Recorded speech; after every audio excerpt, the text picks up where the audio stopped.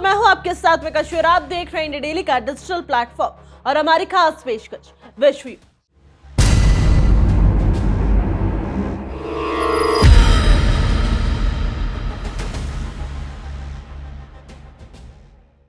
जब पूरी दुनिया मिडिल ईस्ट के बारूद की गंध से दहल रही है, तब रूस के शेर व्लादिमीर पुतिन ने बीजिंग की ओर कदम बढ़ाकर यह साफ कर दिया है कि अब दुनिया का रिमोट कंट्रोल वॉशिंगटन के हाथों में नहीं रहने वाला। यह हाई प्रोफाइल विजिट महज एक कागजी औपचारिकता नहीं, बल्कि उस पश्चिमी अहंकार के मुंह पर एक करारा तमाचा है जो खुद को दुनिया का भाग्य विधाता समझता है। पुतिन और शी जिनपिंग की मुलाकात साल 2026 की सबसे बड़ी भू राजनीतिक घटना होने जा रही है, जो अमेरिका के उस एक ध्रुवी विश्व के खोखले सपनों को कब्रिस्तान तक पहुंचाने का दम रखती है। जहां एक तरफ ट्रंप प्रतिबंधों की गीदड़ भभकी दे रही है, वहीं पुतिन ने बीजिंग की धरती से ये संदेश दे दिया है कि शेर का सामना करने के लिए जिगर चाहिए, खोखले शब्द नहीं। ईरान और इजराइल के बीच छिड़ी जंग ने मानवता को शर्मसार कर दिया और इस आग के पीछे असली हाथ उसी सफेद घर का है जो शांति का ढोंग रचता है। अमेरिका ने ईरान पर हमला कर और इजराइल की आड़ में निर्दोषों का खून बहाकर पूरी दुनिया को विनाश की कगार पर खड़ा कर दिया है। स्ट्रेट ऑफ हॉर्मुज में जो तबाही मची है और जहाजों की आवाजाही पर जो संकट आया है, वो अमेरिका की उसी घटिया राजनीति का नतीजा है जो दूसरों के घरों में आग लगाकर अपनी रोटियां सेकना जानता है। लेकिन अब वक्त बदल चुका है। एशिया से लेकर यूरोप तक की अर्थव्यवस्थाओं को बंधक बनाने की अमेरिकी कोशिशों के खिलाफ अब रूस और चीन एक अभेद दीवार बनकर खड़े हो गए। अमेरिका की हालत आज खिसियानी बिल्ली खंबा नोचे जैसी हो गई है। उसने सोचा था कि यूक्रेन से लेकर ईरान तक प्रतिबंधों का जाल बिछाकर वो पुतिन को घुटने पर ले आएंगे, लेकिन पुतिन ने चीन के साथ मिलकर अमेरिका के इस चाल को उल्टा ही कर दिया है। व्हाइट हाउस की हर साजिश आज धूल चाट रही है। ईरान के पोर्ट्स की घेराबंदी का ऐलान करना अमेरिका की हताशा को दर्शाता है, क्योंकि वो जानता है कि अब तेल और गैस की लगाम उसके हाथों से फिसलकर मॉस्को और बीजिंग के पास जा रही है। यह यात्रा वाशिंगटन के उन रणनीतिकारों के लिए एक चेतावनी है जो सोचते हैं कि वो पूरी दुनिया को अपनी उंगलियों पर नचा सकते हैं। मई 2026 में जब पुतिन बीजिंग की जमीन पर कदम रखेंगे, तो वो केवल एक राष्ट्रपति की यात्रा नहीं होगी, बल्कि एक नए युग का आगाज होगा। ये दौर 18 मई के उस ऐतिहासिक सप्ताह में शुरू हो रहा है जो दुनिया को दो हिस्सों में बांट देगा। एक तरफ विनाशकारी पश्चिमी साम्राज्य और दूसरी तरफ विकासशील और संप्रभु शक्तियों का गठबंधन। पुतिन की यात्रा अमेरिका की उस विस्तारवादी नीति के ताबूत में आखिरी कील साबित होगी जिसने दशकों से विकासशील देशों का शोषण किया है। अब दूध का दूध और पानी का पानी होने का समय आ चुका है, क्योंकि दुनिया की दो सबसे बड़ी ताकतें एक ऐसे भविष्य की पटकथा लिख रही है जहां अमेरिका की दादागिरी का कोई जगह नहीं। रूसी विदेश मंत्री सर्गेई लावरोव ने बीजिंग की प्रेस कॉन्फ्रेंस में जो गर्जना की है, उसने वॉशिंगटन के गलियारों में सन्नाटा पसरा दिया। लावरोव ने स्पष्ट कर दिया है कि रूस के पास संसाधनों का वो महासागर है जो अमेरिका के किसी भी प्रतिबंध को कागज का टुकड़ा बना सकता है। जब अमेरिका ईरान के तेल को रोककर दुनिया को अंधेरे में धकेलने की साजिश रच रहा था, तब रूस ने चीन को ऊर्जा की असीमित आपूर्ति का वचन देकर अमेरिका के एनर्जी कार्ड को जलाकर राख कर दिया। ये रूस की वो ताकत है जो ये बताती है कि असली राजा वही होता है जिसके पास दुनिया की नस को नियंत्रित करने की शक्ति होती है। मिडिल ईस्ट में जारी संघर्ष केवल दो देशों की लड़ाई नहीं है, बल्कि इजराइल के कंधों पर बंदूक रखकर अमेरिका द्वारा चलाया जा रहा है खूनी खेल। अमेरिका चाहता है कि ईरान को तबाह करके वो पूरे मिडिल ईस्ट के तेल कुओं पर अपना कब्जा जमा ले, लेकिन पुतिन और शी जिनपिंग इस गंदे खेल को बखूबी समझ चुके हैं। ईरान पर अमेरिका का हमला वैश्विक अर्थव्यवस्था पर एक सुसाइड अटैक जैसा है, जिससे तेल की कीमतें आसमान छू रही है। पुतिन का चीन दौरा इस बात का प्रमाण है कि यदि अमेरिका ने सीमा पार की तो रूस और चीन हाथ पर हाथ धरकर नहीं बैठेंगे। वो अमेरिका को उसकी औकात बताने के लिए पूरी तरह तैयार रहेंगे। इसी मुद्दे पर देखिए हमारे सहयोगी आशीष पांडे की खास पेशकश। होर्मुज के भंवर में ब्रिटेन और तमाम जो देश हैं वो इस वक्त फंसते हुए भी नजर आ रहे हैं, जहां हर लहर के साथ टकराव का खतरा धीरे धीरे बढ़ रहा है। तेल, ताकत और तकरार के बीच फंसी है सुपर पावर की साख। डोनाल्ड ट्रंप फंस चुके हैं अपने ही दबाव के जाल में। यानी जो जाल फेंकने की कोशिश डोनाल्ड ट्रंप ने की थी, जिस प्रेशर को क्रिएट करने की कोशिश डोनाल्ड ट्रंप कर रहे थे, अब उसमें वो खुद फंसते हुए नजर आ रहे हैं। होर्मुज के भंवर में डोनाल्ड ट्रंप फंस गए। एक तरफ ईरान का कड़ा रुख है, ईरान अडिग, दूसरी तरफ दुनिया की बढ़ती बेचैनी है। बेचैनी इसलिए कि स्ट्रेट ऑफ हॉर्मुज को लेकर नाकेबंदी की गई। स्ट्रेट ऑफ हॉर्मुज को लेकर कोई भी समाधान नहीं निकल रहा है, बल्कि तकरार और ज्यादा बढ़ती हुई नजर आ रही है। और अब सवाल है, क्या बातचीत से रास्ता निकलेगा?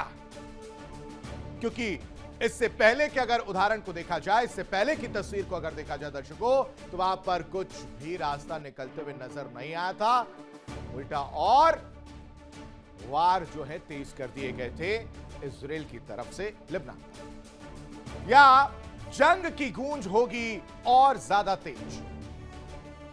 उधर एशिया से भी खतरा बढ़ गया है।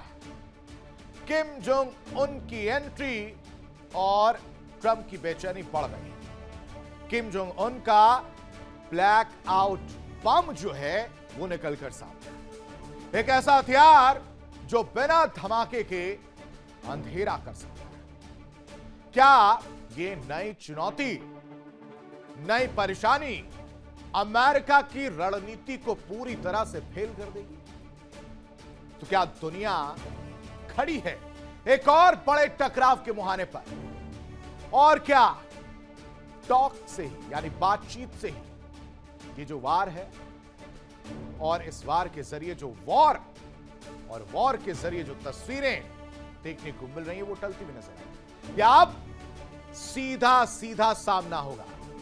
इन्हीं बड़े सवालों के साथ शुरू करते हैं अपना आज का खास प्रोग्राम वर्ल्ड वॉर। लेकिन सबसे पहले नजर डालते हैं आज की 4 बड़ी खबरों पर, जिस पर चर्चा करते हुए नजर आएंगे। 4 बड़ी खबरें सबसे पहले आपके सामने रख देते हैं कि किस तरह से जो तस्वीरें निकलकर सामने आ रही हैं वर्ल्ड वॉर में। सबसे पहले हम बात करेंगे टॉक या फिर वॉर। एक तरफ बातचीत की पेशकश जो है वो निकलकर सामने आ रही है।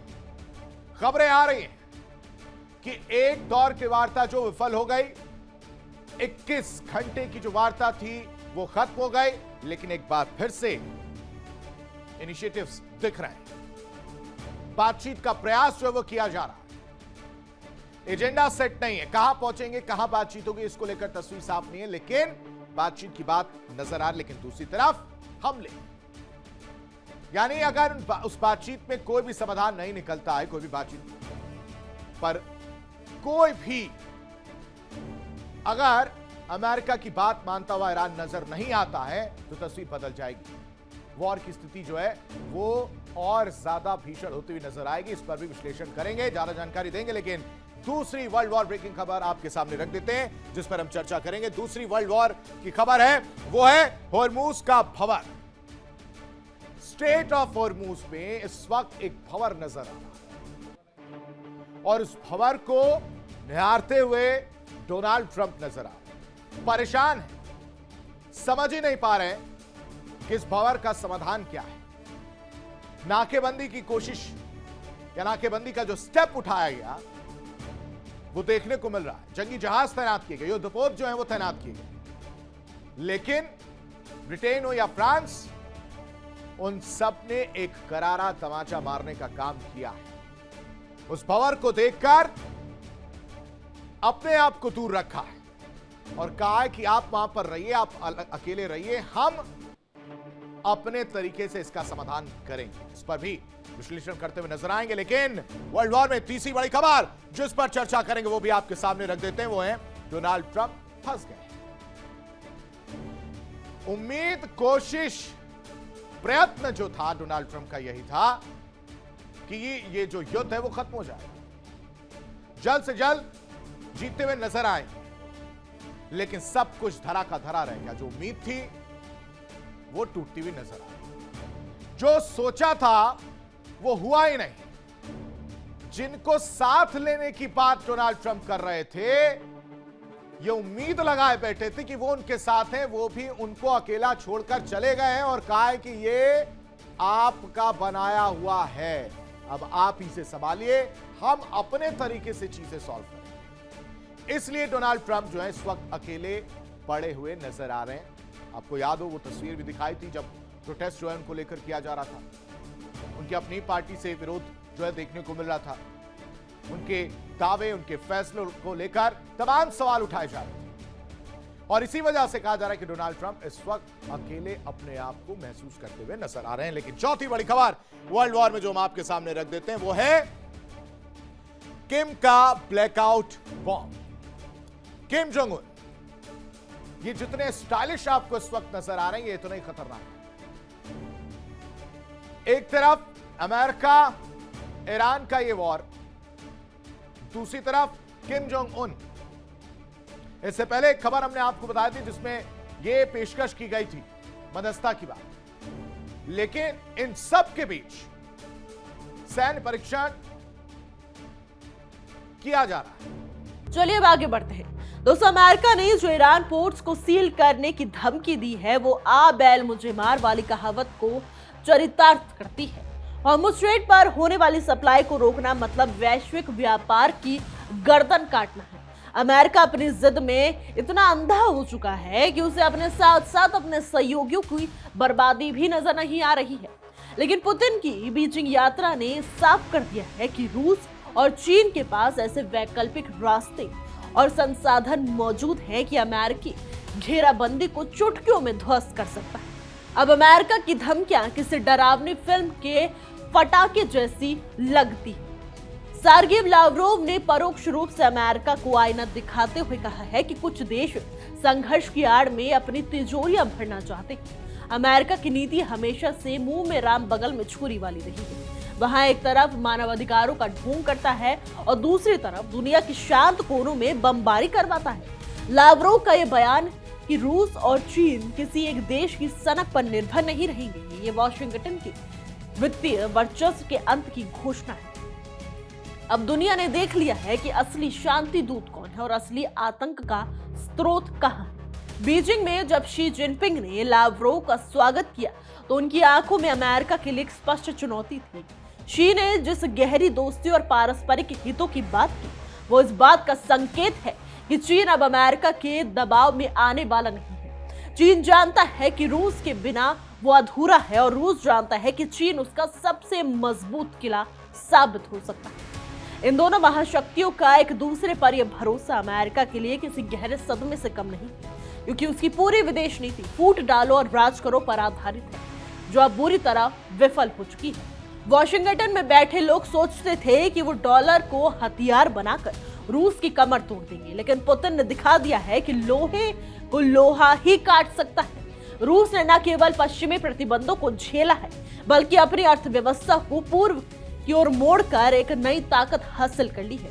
चीन को मिलने वाली रियायती गैस और तेल न केवल बीजिंग की फैक्ट्रियों को ऊर्जा देंगे बल्कि यूरोपीय देशों की उन अर्थव्यवस्थाओं को भी चिढ़ाएंगे जो आज ठंड में ठिठुर रही है और अमेरिका की गुलामी करने पर मजबूर है।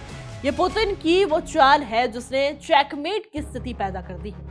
पुतिन की इस यात्रा के दौरान केवल व्यापार की बात नहीं होगी बल्कि बंद कमरों में उन सैन्य रणनीतियों पर भी चर्चा होगी जो भविष्य में अमेरिकी नौसेना के घमंड को हिंद प्रशांत क्षेत्र और फारस की खाड़ी में कुचलने का काम करेंगे। ईरान इजरायल युद्ध के बीच रूस और चीन का एक साथ खड़ा होना यह दर्शाता है कि अब एशियाई शेर जाग चुका है।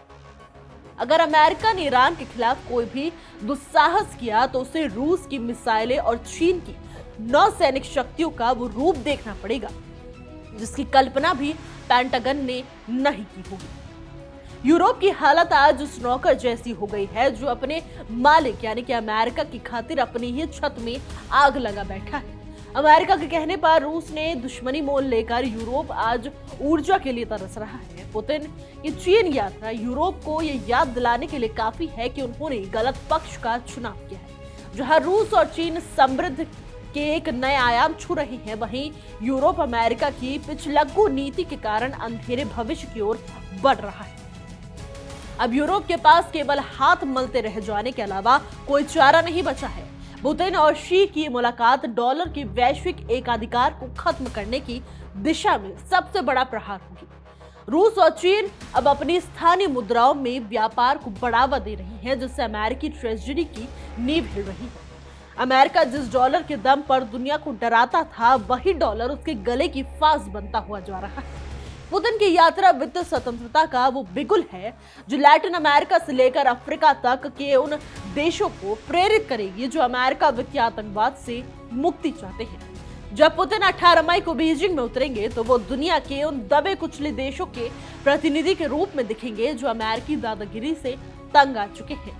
ये यात्रा केवल आर्थिक सहयोग की नहीं बल्कि एक वैचारिक क्रांति की शुरुआत है। अमेरिका ने जितना ज्यादा दबाव बनाने की कोशिश की, रूस और चीन उतने ही करीब आते गए। ये विनाशकाली विपरीत बुद्धि का सटीक उदाहरण है कि अमेरिका ने खुद ही अपने दो सबसे बड़े दुश्मनों को एक अटूट गठबंधन में बांध दिया है, जो अब उसके विनाश का कारण बनेगा। कुल मिलाकर पुतिन की ये प्रस्तावित चीन यात्रा वैश्विक राजनीति के उन अध्याय का अंत है जहां अमेरिका अकेला फैसला करता था। ईरान के बहाने दुनिया को युद्ध में झोंकने वाला अमेरिका अब खुद अपने ही बुने हुए जाल में फंसता हुआ नजर आ रहा है। रूस और चीन की एकजुटता ये साबित करती है कि अब जिसकी लाठी उसी की भैंस वाला कानून नहीं चलेगा। अमेरिका का अहंकार अब उसी खाड़ी में डूबेगा जहां वो दूसरों को डुबोने का सपना देखता रहा है। पुतिन की ये विजिट दुनिया को ये बताने के लिए काफी है कि असली महाशक्ति वो नहीं जो युद्ध कराती है, बल्कि वो है जो संकट में अपने साथियों के साथ चट्टान की तरह खड़ी रहती है। दोस्तों, स्पष्ट है कि पुतिन और जिनपिंग की ऐतिहासिक मुलाकात दुनिया के नक्शे पर एक नई लकीर खींचने वाली है। अमेरिका ने ईरान इजराइल के युद्ध के जरिए जो अराजकता फैलाई है, उसे रूस और चीन का ये रणनीतिक गठजोड़ ही शांत कर सकता है। अब वो समय दूर नहीं है जब वॉशिंगटन को अपने सीमाओं के भीतर सिमटने पर मजबूर होना पड़ेगा। पुतिन की यात्रा ने तय कर दिया है कि भविष्य एशिया का है और अमेरिका की नीतियां केवल इतिहास की धूल भरे पन्नों का हिस्सा बनकर रह जाएंगी। यह अंधेरे के बाद का सवेरा है जहां दुनिया एक न्यायपूर्ण संतुलित व्यवस्था की ओर कदम बढ़ा चुकी है। अमेरिका ने हमेशा से समुद्री रास्तों पर अपनी नौसेना के दम पर दादागिरी की है, लेकिन पुतिन और शी जिनपिंग की मुलाकात समुद्री रास्तों के अलावा लैंड रूट्स के निर्माण को वो रफ्तार देगी जो पेंटागन देखता रह जाएगा। रूस का international north south transit corridor और चीन का बेल्ट एंड रोड इनिशिएटिव यानी कि BRI जब ईरान के जरिए हाथ मिलाएगा तो अमेरिका की समुद्री घेराबंदी का किला ताश के पत्तों की तरह ढह जाएगा। अमेरिका ने ईरान के बंदरगाहों को रोकने की जो धमकी दी थी, वो रूस और चीन के लिए एक अवसर बन गई है। वो दुनिया को दिखा सकते हैं कि अब व्यापार के लिए वॉशिंगटन की इजाजत की जरूरत नहीं है। ये सीधे हाथ से घी ना निकले तो उंगली टेढ़ी करने जैसा है। अगर अमेरिका रास्ता रोकेगा तो रूस और चीन नए रास्ते बनाकर उसका अस्तित्व ही व्यापारिक नक्शे से मिटा देंगे। आज अमेरिका खुद रूस, चीन, ईरान और वैश्विक दक्षिण यानी कि ग्लोबल साउथ के देशों के गठबंधन के सामने अकेला पड़ता हुआ दिख रहा है। पुतिन का बीजिंग में भव्य स्वागत इस बात की तस्दीक करेगा कि दुनिया अब वॉशिंगटन के व्हाइट हाउस से नहीं बल्कि मॉस्को और बीजिंग के पावर हाउस से चलेगी। फिलहाल के लिए हमारी रिपोर्ट में बस इतना ही। देश और दुनिया की तमाम खबरों के लिए देखते रहिए इंडिया डेली का डिजिटल प्लेटफॉर्म और हमारी खास पेशकश विश्व।